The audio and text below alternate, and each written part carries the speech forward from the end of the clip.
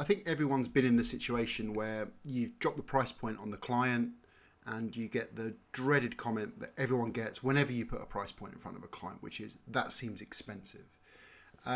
This is really common. And again, there's sort of three reasons someone might be saying that. Number one is they genuinely think it's expensive. So you've not demonstrated the value versus the price point of your product. Number two, they might just want to negotiate, which is fine. I mean, lots of people just enjoy the process of negotiating. And lastly, they might not have the money. Although they see the value in your product, they don't necessarily have the money.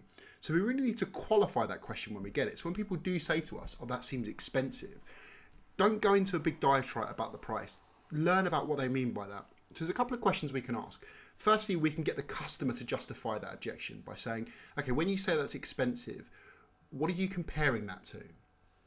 And straight away, you're getting them to justify the price point. So they might be talking about another product they're using, which is great. So if they're using another product and you've identified that there's some pain or it's not working, we can very simply turn around and say, well, look, you're using that other product, it's not getting you to where you need to be. So is this a cost-saving exercise, or is this, do you want a product to do the right thing?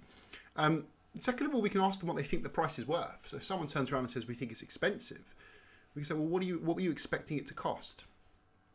Now, this is where metrics are so important, is if you've got those metrics and you've learned about what the customer's trying to achieve, you can simply point back to those and say, well, look, although the price point initially may seem a bit expensive, in fact, it's quite inexpensive considering what we can help you achieve.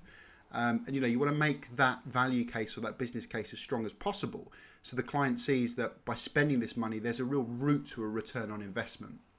Another question we could ask is pretty much that. It's to turn around and say, well, look, you're saying it's expensive, but I just want to check at this point, is this because you don't see it's worth the money, or is it because you don't have that money at the moment in the budget? Now, this is quite interesting because it's going to open up a really cool conversation where we can talk about value. So maybe we've not built enough value, therefore we need to go back and build that value. Or if it is around, look, we just don't simply have the budget, then we can find other ways of getting that value back from the customer. That could be referrals, that could be testimonials, that could be early renewal, it could be lots of different things. Give those questions a go.